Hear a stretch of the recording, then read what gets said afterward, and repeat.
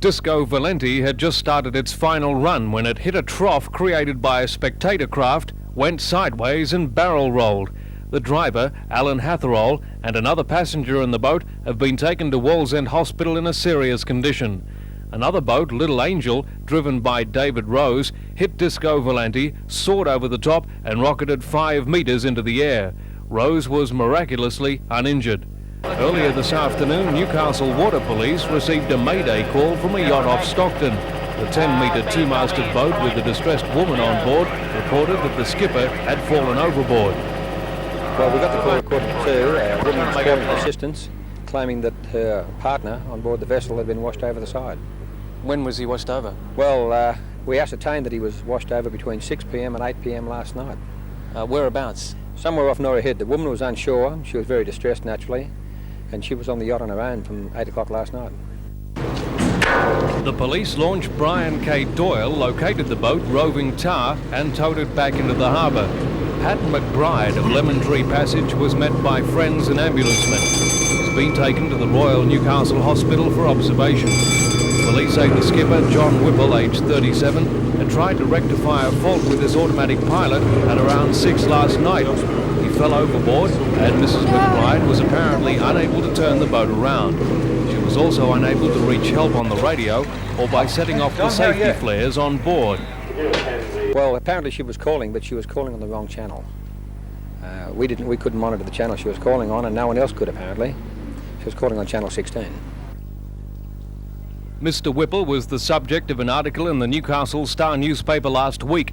Ironically, the story tells of adventures in his sea journey from his home port in Canada. The article says he survived massive seas and the wrath of an erupting volcano to get to Australia. He recently decided to settle in Port Stephens after securing a job as the manager of a local colliery. The boat was on its way from Port Stephens to Birkenhead Point in Sydney to go up for sale after being extensively refitted. A huge search is now underway off Norah Head this evening in the hope the man is still alive. In another boating mishap this afternoon, 2 people are in a serious condition in Belmont Hospital after their boat caught alight. They're suffering massive burns to 30% of their bodies. The 9-metre luxury launch was motoring down Swansea Channel around 2 this afternoon when the fire was first noticed. It was put out by firemen on board the police launch Macquarie using a mobile water pump.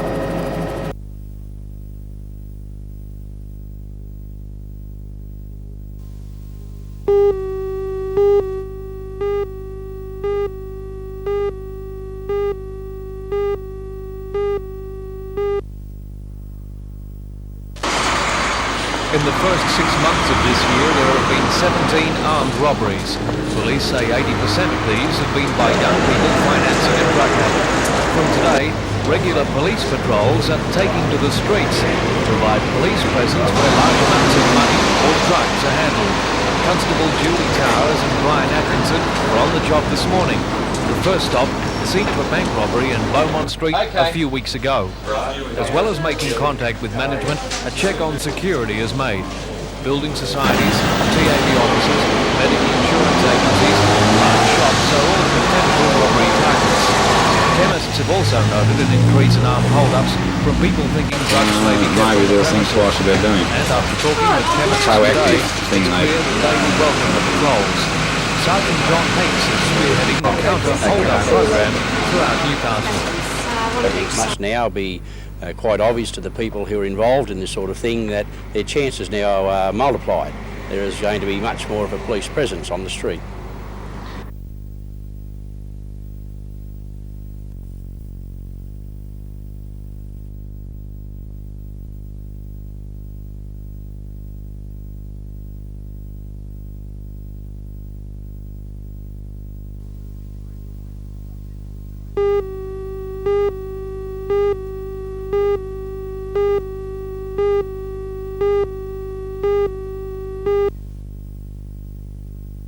The gentle waters of Lake Macquarie might seem remote from a storm-battered reef near the tip of Cape York, but when Wayne Lodge and some friends were listening to his yacht's small 27 meg radio on Sunday afternoon, they heard a mayday call.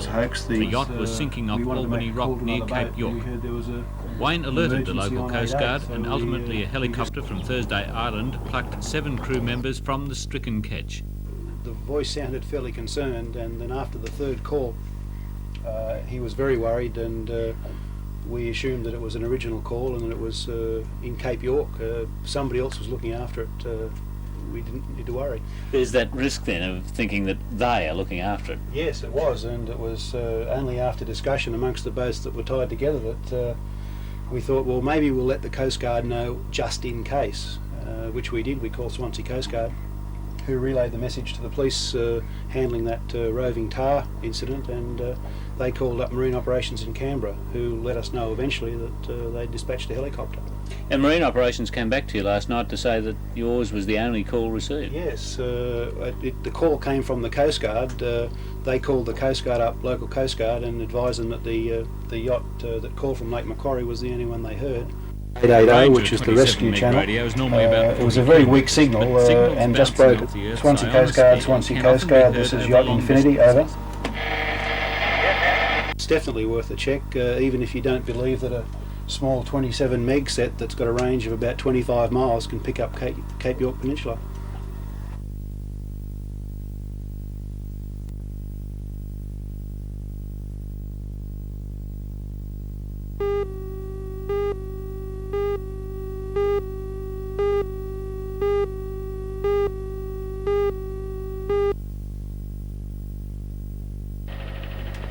Yesterday's search involved 2 helicopters, the police launched Doyle and another police craft from Sydney. The searchers combed seas from Newcastle down to the entrance, but their efforts were fruitless. The small ketch roving tar is still moored at the Newcastle Police Wharf. Whipple apparently fell from the ketch in the vicinity of Nora Head at about 6 p.m. on Sunday.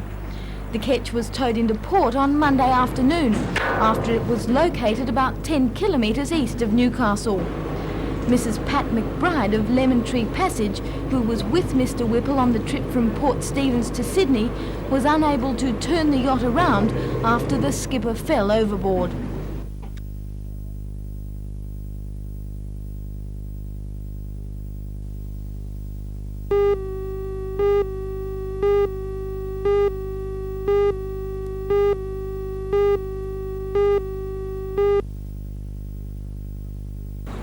The Smith family premises in Nora Road, East Lambton, has, according to its Northern Regional Manager, Les Slack, the lowest supply of food in its history.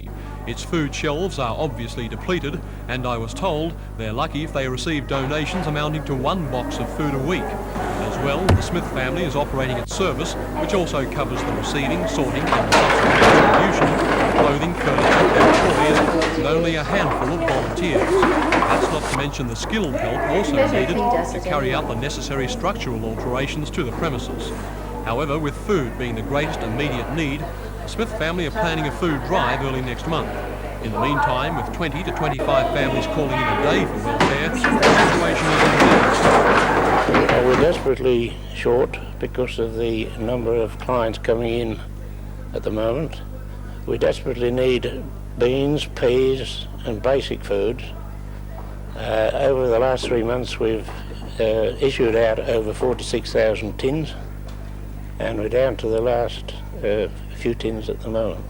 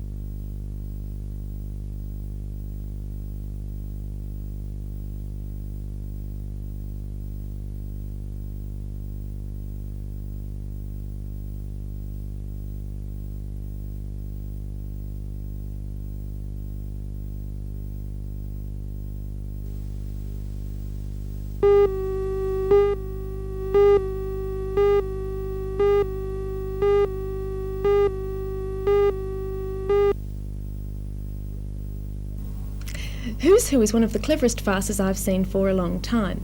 Based around 4 people wandering about a huge hotel, it constantly asks the audience to question what is truth and what are lies, what is fantasy and what is reality, and what is deception and what is honesty. Now, all this might sound a bit heavy, but I can assure you it's not. Who's Who is extremely funny. 2 adulterers, a Mr. Black and a Mr. White. What do we do, Timothy? Run for it. No, Timothy. I'm not having poor Mr. White called an adulterer because of you. But he is an adulterer. Yes, but not because of me. I'm going upstairs now to tell Mrs. White the truth. Joanna, 2 blacks don't make a white. That's what I'm going to tell her. In a maze-like hotel. Helen, will you pretend to be Mrs. White for me? I can't. I'm doing Mr. White a favour and pretending to be Mrs. Black. You drive me crazy. A word with you, White. Why did you ask Miss Brown to pretend to be Mrs. White? I've done no such thing. I've asked Mrs. Black to be Mrs. Black. Oh, well, for your information, Mrs. Black is pretending to be Mrs. White. I've told you once, Black. Keep out of my affairs. It was a very entertaining evening.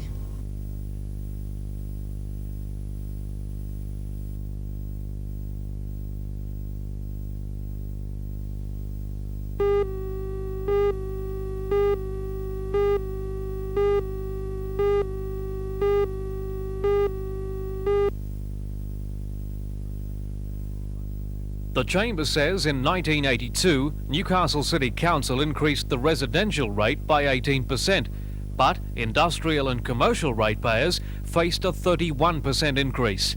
Other services also went up dramatically. Water and sewerage up 12.5%, electricity up 28%, gas up 25%, and payroll tax up 20%. The Chamber says cost increases of this magnitude can cost jobs. Well, any increase in charges in a business operation these days is a charge that can't be avoided. When businesses are doing less and less business, it's impossible to reduce the fixed charges. They go on and on. The only way one can cover these charges, and particularly with increases in the charges, is a reduction in the labour force. Members of the Chamber Executive will have talks tomorrow with the President of the Hunter District Water Board, Dr. John Patterson. But the Chamber is opposed to the differential between residential and commercial charges across the board. The charges, of course, are not only council rates, they're in the water board area, they're in the electricity charges, and again, there was a differential increase in electricity charges. Industry and commerce copped a much greater increase in electricity tariff charges than the domestic area, and it's the differential increase that we're concerned about. I think industry needs to be encouraged in Newcastle.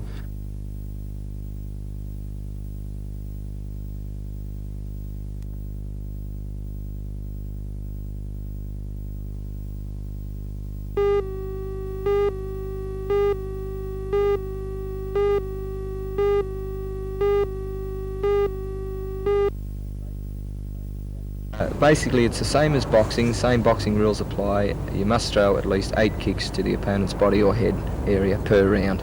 I see. So you've got to, you must use the kicking side of the game as well as the punching side. Well, they must do this. They've brought in the 8 kick rule to stop a lot of boxers coming into the sport and that, because they're breaking away from the kicking or karate techniques that we do use. Basically, there's about 6 basic kicks that we do use for to be safe, but the boxing rules are exactly the same. Knockdown rules are the same. Count of 8 per round if you knock down. What do you know of your opponent? My opponent has had 34 fights. He's won a lot by knockout. He likes to be a very good kicker, apparently, very good, but I'll be in there. I've got a couple of surprises for him. How ready are you? Fitness-wise, 100%. Mentally-wise, I'll sort that out when I get in the ring on Saturday night. Cool.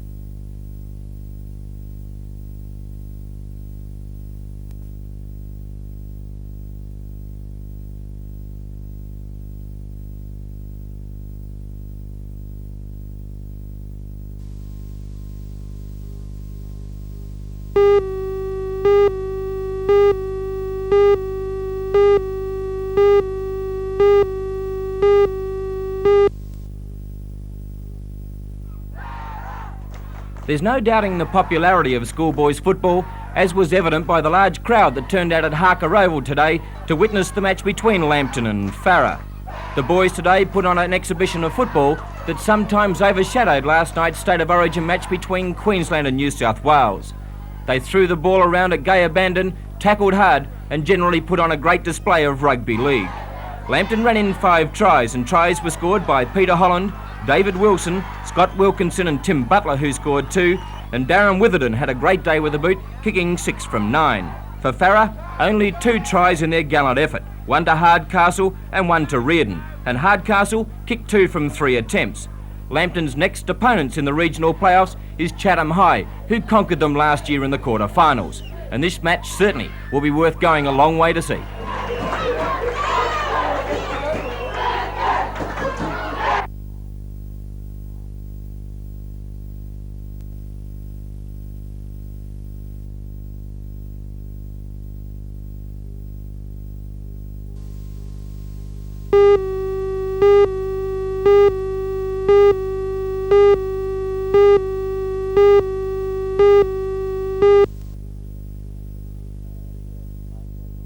Yes, Mike, that rumor is very true. I want to go back home first and discuss it with my mom and my dad, and there's certain people here that I have to discuss it with too, so I'm not wanting to make a split decision just yet, What is the main reason for the naturalisation?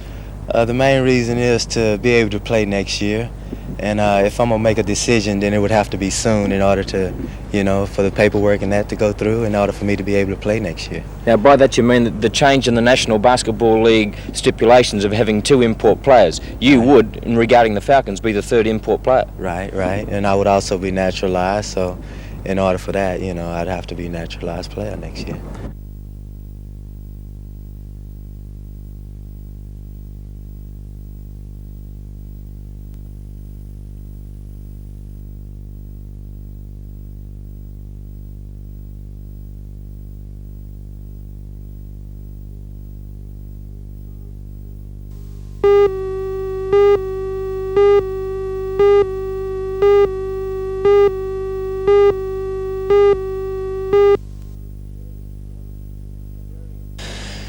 Very important in the sense that for years and years we've been developing our athletes along a physical line. We've developed techniques for fitness, for strategies, even in terms of equipment, and we've come a long way with those, and we're coming to the stage now where to make gains in terms of performance, that the one area that we've been lagging in the past has been the psychological, and to us in the area that I deal with, it's now sort of the final frontier where we can make our major gains. How does an athlete psychologically train?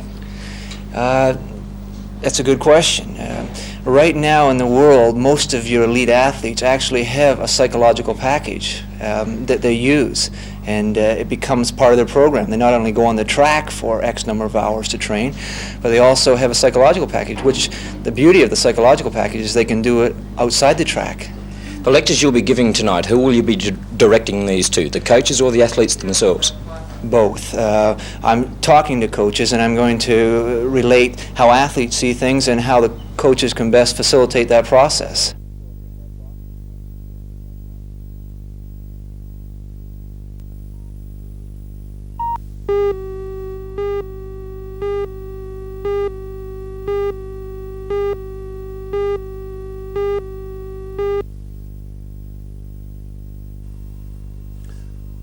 Good morning everyone, and believe me, it's nice to be back.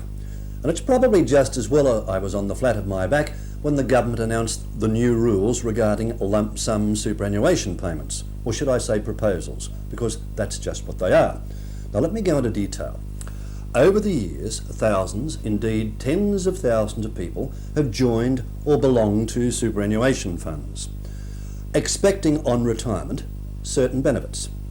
We now find under the proposals that those benefits are not quite as they should be.